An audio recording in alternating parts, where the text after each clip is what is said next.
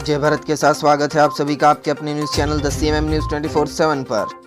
तो morning headlines और breaking news में जानेंगे देश और दुनिया की महत्वपूर्ण चुनिंदा खबरें।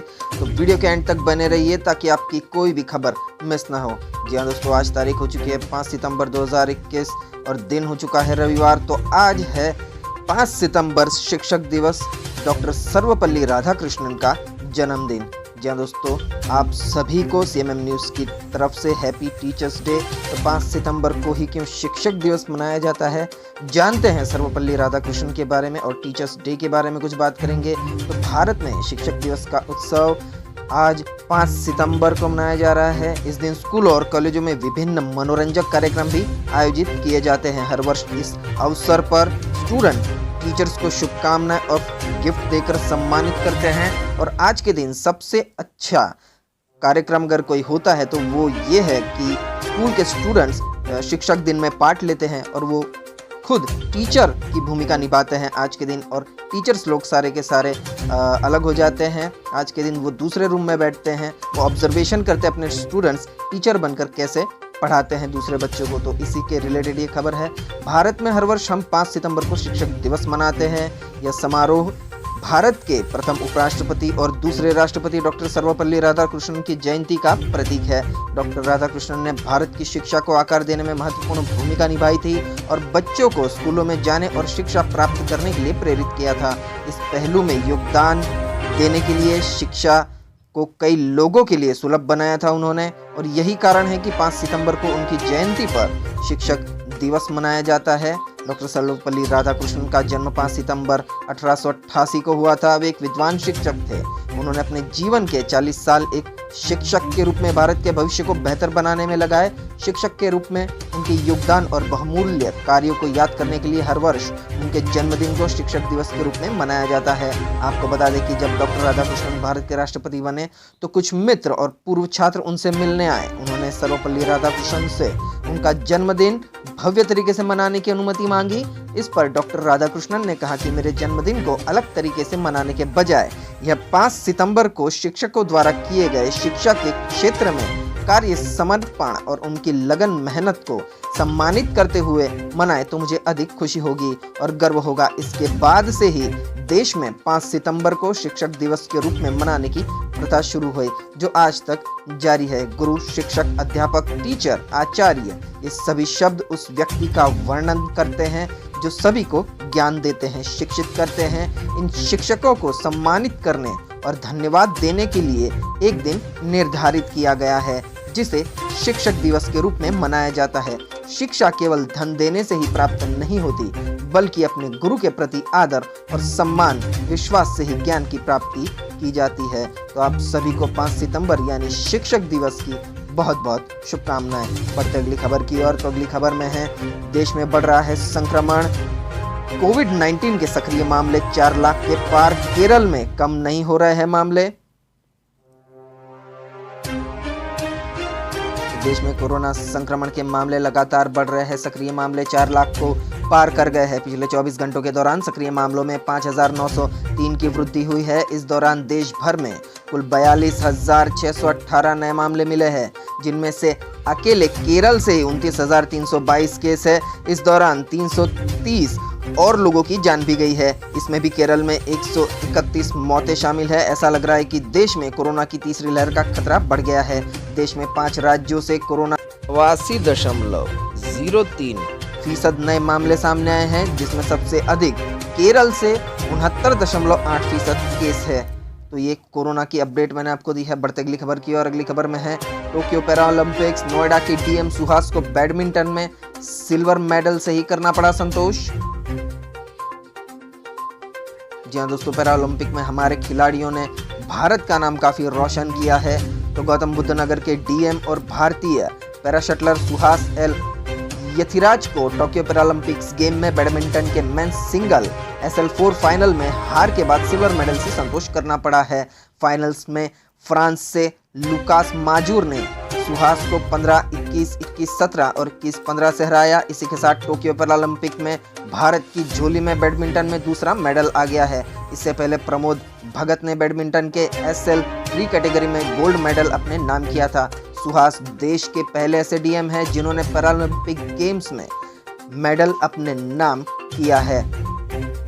आपको बता दें कि सुहास दुनिया की तीसरे नंबर के पैरा बैडमिंटन खिलाड़ी है। उन्होंने सेमीफाइनल में इंडोनेशिया के सेथिवान फ्रेडी को 21-9, 21-15 से हराया। सुहास ने सेमीफाइनल में अपना पहला गेम आसानी से जीता। दूसरे गेम में उन्हें विपक्षी खिलाड़ी से थोड़ी चुनौती मिली, लेकिन उन्होंने इस गेम को भी अपने नाम कर फाइनल में प्रवेश कर लिया था। ये भी बहुत खुशी की खबर है कि हमारे खिलाड़ी नोएडा के डीएम सुहास बैडमिंटन में सिल्वर मेडल लेकर आए हैं भारत के लिए। बढ़ते अगली खबर की और अगली खबर में है निशानेबाज नरवाल और शटलर भगत के स्वर्ण पदक से भारत तालिका में 26वें स्थान पर। जहां दोस्तों भारत को एक और गोल्ड मेडल मिल चुका है और भारत की शान पैरालंपिक में कायम है। टोक्यो से ये खबर आ रही है, निशानेबाज मनीष नरवाल ने पैरालंपिक रिकॉर्ड के साथ और बैडमिंटन खिलाड़ी प्रमोद भगत ने अपने बेहतरीन खेल की बदौलत स्वर्ण पदक अपनी झोली में डाले, जिससे शनिवार को टोक्यो खेलों में 4 पदक के यादगार प्रदर्शन से भारत के पदकों की संख्या 17 पर पहुंच गई। विश्व रिकॉर्डधारी 19 वर्ष के नरवाल ने P4 मिश्रित 50 मीटर पिस्टल SH1 स्पर्धा में पैरालंपिक का रिकॉर्ड बनाते हुए 218.2 स्कोर करके अपने ही पहले के खेलों में पीला तमगा जीत लिया और मौजूदा विश्व चैंपियन भगत ने फाइनल में ब्रिटेन के डेनियल बेथेल को हराकर पुरुष एकल SL3 वर्ग में ऐतिहासिक स्वर्ण पदक जीता। भारत 4 स्वर्ण, 7 रजत और 6 कांस्य पदक से टोक्यो खेलों में 17 पदक लेकर तालिका में 26वें स्थान पर पहुंच गया है। अभी एक दिन और बचा है। भारत ने पिछले रियो चरण में केवल 4 पदक जीते थे, लेकिन अब की बार 17 पदक भारत की झोली में आए हैं। तो सीएमएम हमारे पैरालंपिक मेडल्स धारी खिलाड़ियों को तहे दिल से सलाम करता है और शुभकामनाएं भी देता है। बढ़ते अगली खबर की और अगली खबर में है, कानून मंत्री रिजिजू ने कहा अदालतों में लंबित मामले चुनौती बन गए हैं।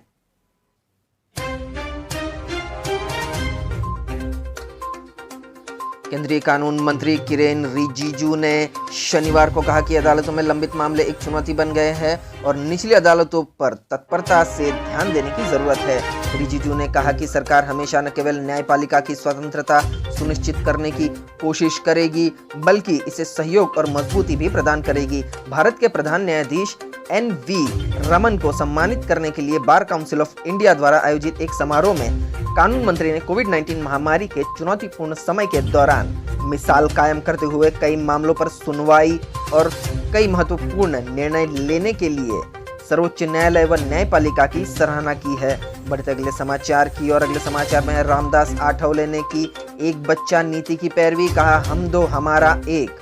जी दोस्तों, केंद्रीय मंत्री रामदास आठवले ने शनिवार को कहा कि देश में विकास सुनिश्चित करने के लिए जनसंख्या वृद्धि पर रोक लगाए जाने की आवश्यकता है और उनकी पार्टी एक बच्चे की नीति बनाने की पैरवी करती है। गुजरात के उप मुख्यमंत्री नितिन पटेल की हिंदुओं की आबादी से संबंधित टिप्पणी के बारे में पूछे जाने पर आठवले ने कहा कि हिंदू आबादी के कम होने की कोई संभावना नहीं है। पटेल ने कहा था कि देश में लोग तभी तक संविधान और धर्मनिरपेक्षता के बारे में बात कर पाएंगे जब तक हिंदुओं की बहुलता है। ऐसा विवादित बयान नितिन पटेल ने दिया था। उस पर पूछा गया था कोई विशेष कमेंट क्या आपकी तरफ से है रामदास आठवले को, तो रामदास आठवले ने ये टिप्पणी की थी कि हिंदू आबादी कम होने की कोई संभावना नहीं दिख रही है। उन्होंने कहा था कि यदि हिंदुओं की संख्या घटी और दूसरे लोगों के दूसरे धर्म के लोगों की संख्या बढ़ी तो देश में अदालतें, लोकसभा, संविधान, धर्मनिरपेक्षता जैसी चीजें नहीं रहेंगी और ये खत्म हो जाएगी। ये बयान नितिन पटेल ने दिया था। इस पर टिप्पणी पूछी गई रामदास आठवले को, तो रामदास आठवले ने साफ साफ शब्दों में कह दिया कि हिंदू आबादी कम होने की कोई संभावना नहीं है, लेकिन भारत की जनसंख्या के लिए उन्होंने एक बच्चा नीति को सपोर्ट भी किया है।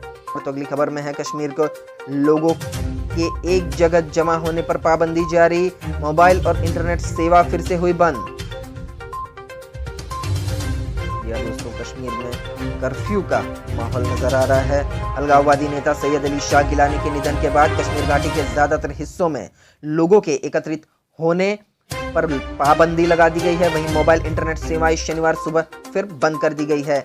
गत रात को इंटरनेट सेवाएं बहाल की गई थी। अधिकारियों ने यह जानकारी दी कि गिलानी 91 साल के थे। लंबी बीमारी के बाद बुधवार रात को यहां उनके आवास में निधन हो गया। जम्मू कश्मीर में 3 दशक से अधिक समय तक अलगाववादी मुहिम के नेतृत्व करने वाले पाकिस्तान समर्थक अलगाववादी नेता को उनके आवास के समीप एक मस्जिद में सुपुर्द खाक किया गया। उनके निधन के बाद घाटी में एहतियात के तौर पर पाबंदियां लगाई गई। अधिकारियों ने बताया कि घाटी के ज्यादातर हिस्सों में लोगों के एकत्रित होने पर पाबंदियां लगी हुई है, लेकिन कुछ हिस्सों में लोगों की आवाजाही में ढील भी दी गई है। बढ़ते अगले समाचार की ओर। अगले समाचार में है पाकिस्तान के लिए बड़ी मुश्किल, अमेरिका बना रहा है दबाव, रिपोर्ट में हुआ खुलासा।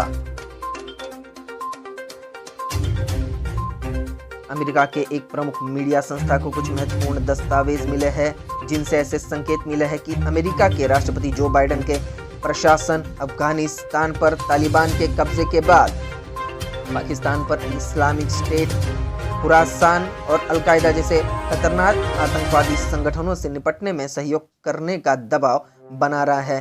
पाकिस्तान के अखबार द डॉन ने शुक्रवार को अमेरिका मीडिया संस्था पॉलिटिको में प्रकाशित एक खबर के हवाले से अपनी एक रिपोर्ट में अफगानिस्तान पर तालिबान के कब्जे के बाद अमेरिका और पाकिस्तान के बीच राजनयिक संदेशों के आदान प्रदान का भी जिक्र किया है।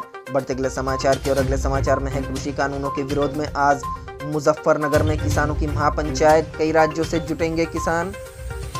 या दोस्तों, इसकी विस्तृत खबर भी हम आपको जरूर बताएंगे। भारतीय किसान यूनियन के राष्ट्रीय प्रवक्ता चौधरी राकेश टिकैत ने शनिवार को अपने आधिकारिक ट्विटर हैंडल के जरिए किसान महापंचायत की जानकारी दी और अधिक से अधिक लोगों से मुजफ्फरनगर पहुंचने की अपील की है। बढ़ते अगले समाचार की ओर। अगले समाचार में है जावेद अख्तर ने आरएसएस की तुलना तालिबान से कर बुरे फंस गए हैं, घर के बाहर हो रहा है जबरदस्त विरोध प्रदर्शन। गायक और लेखक शायर जावेद अख्तर फिर एक बार विवादों में हैं। दरअसल उन्होंने एक विवादित बयान दिया था। उन्होंने एक न्यूज पोर्टल से बात करते हुए तालिबान की तुलना आरएसएस, वीएचपी और बजरंग दल के साथ की है। जावेद अख्तर का यह वक्तव्य बीजेपी के यूथ विंग को पसंद नहीं आया है। कई युवा नेता जावेद अख्तर के जूहू स्थित घर पर विरोध प्रदर्शन करने के लिए पहुंच गए हैं। उनका कहना है कि आरएसएस सभी लोगों की बुरे दौर में सहायता करता है। जावेद अख्तर ऐसे तालिबान की तुलना आरएसएस से नहीं कर सकते, उन्हें माफी मांगनी होगी।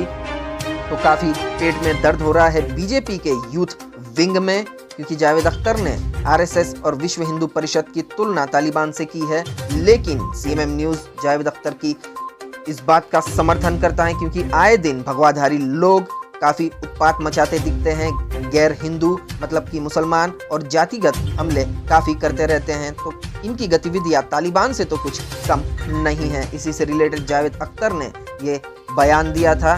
तो इस पर बीजेपी का यूथ विंग अब भड़क चुका है। सच्ची बात उनके पेट में चुभ रही है। बढ़ते अगली खबर की ओर। अगली खबर में है बंगाल और उड़ीसा में 30 सितंबर को होंगे विधानसभा के उपचुनाव। शनिवार को केंद्रीय चुनाव आयोग ने पश्चिम बंगाल और उड़ीसा में विधानसभा के उपचुनाव की तारीखों का ऐलान कर दिया है।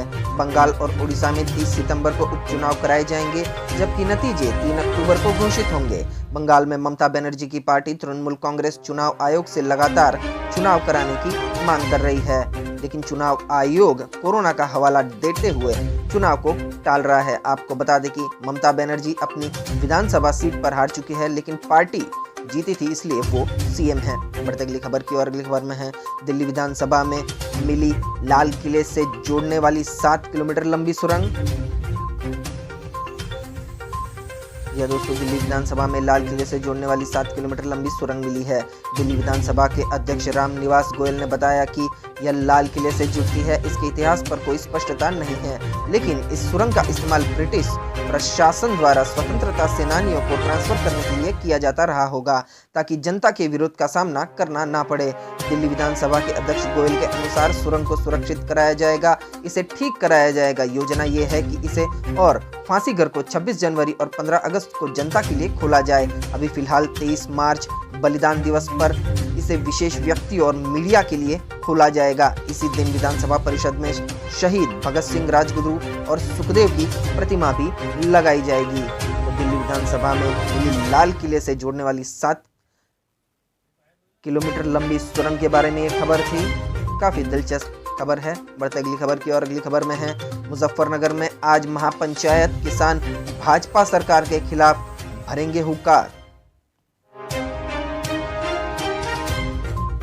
संयुक्त किसान मोर्चा के आह्वान पर किसान रविवार को यानी कि आज राजकीय इंटर कॉलेज के मैदान में भाजपा सरकार के खिलाफ हुंकार भरेंगे। यहां होने वाली महापंचायत के लिए आयोजकों और पुलिस प्रशासन ने पूरी तैयारी की है। करीब 2 लाख वर्ग फुट के पंडाल के साथ वाटरप्रूफ मंच भी बनाया गया है। महापंचायत में शामिल होने के लिए यूपी समेत हरियाणा, पंजाब, उत्तराखंड तथा राजस्थान आदि राज्यों से किसान पहुंचे हुए हैं और कुछ आ रहे हैं। इनके ठहरने और भोजन की विभिन्न स्थानों पर व्यवस्था की गई है। सुरक्षा के लिहाज से भारी पुलिस बल के साथ ही अर्धसैनिक बल भी तैनात की गई है। सीमाओं पर मजिस्ट्रेट के साथ पुलिसकर्मी भी तैनात है। बढ़ते अगले समाचार की ओर, तो अगले समाचार में है आरक्षण विवाद पर केंद्रीय मंत्री आठवले बोले, ओबीसी में शामिल नहीं हो सकेंगे पाटीदार। 8 लाख से कम आय वाले पाटीदारों को अलग से मिलना चाहिए आरक्षण। क्या दोस्तों, केंद्रीय मंत्री रामदास आठवले ने ये बयान दिया है पाटीदारों को लेकर।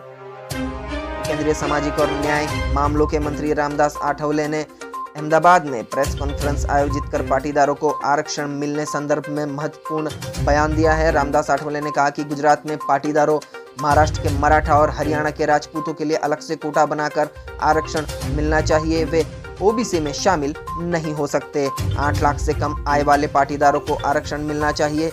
केंद्रीय मंत्री ने आगे कहा कि संपूर्ण देश में जाति व्यवस्था है, हम सब न्याय दिलाने का काम कर रहे हैं। देश भर में 1 लाख इंटरकास्ट मैरिज हो रहे हैं। कई लोगों को दलित अच्छे कपड़े पहने और घोड़े पर सवार हो ऐसा अच्छा नहीं लगता। हमारी पहले से ही मांग रही है कि महाराष्ट्र के मराठा, गुजरात के पाटीदार जिनकी 8 लाख रुपए से कम आय है, उन्हें आरक्षण मिलना चाहिए। महाराष्ट्र सरकार कितने दिन चलेगी इसका पता नहीं, बहुत ही जल्द सरकार जा सकती है। 1 फैमिली 1 चाइल्ड कानून लाना चाहिए, ऐसी हमारी पार्टी का आग्रह है, ऐसा बयान उन्होंने दिया है।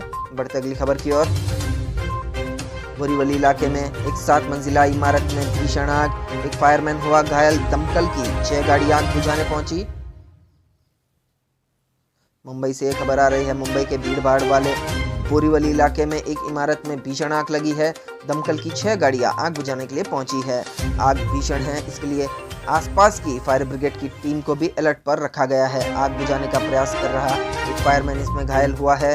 आपको बता दें कि गैस लीक हो सकती है, आग की वजह है, लेकिन बोरीवली पुलिस स्टेशन से मिली जानकारी के अनुसार आग गजानन सोसाइटी की 7वीं मंजिल पर लगी है। आग के चलते सोसाइटी में कैंपस में रह रहे वाले सभी लोगों को रेस्क्यू कर लिया गया है। आग लगने का कारण अभी स्पष्ट नहीं है, लेकिन माना जा रहा है कि किचन में गैस लीक की वजह से यह दुर्घटना हुई है। देखते अगली खबर, तो अगली खबर में जानेंगे मौसम का हाल कैसा रहेगा।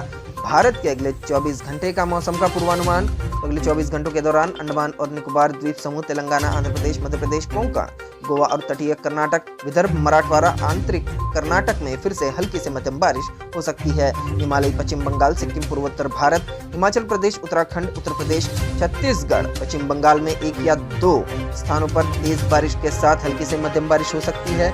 स्काईमेट वेदर के अनुसार पंजाब, हरियाणा, गुजरात, राजस्थान, तमिलनाडु, केरल और लक्षद्वीप के कुछ हिस्सों में हल्की से मध्यम बारिश हो सकती है। कच्छ, तमिलनाडु, दिल्ली और एनसीआर के अलग अलग हिस्सों में हल्की बारिश संभव है। तो इसी के साथ मॉर्निंग हेडलाइंस और ब्रेकिंग न्यूज और देश और दुनिया की महत्वपूर्ण खबरें यहीं समाप्त होती है।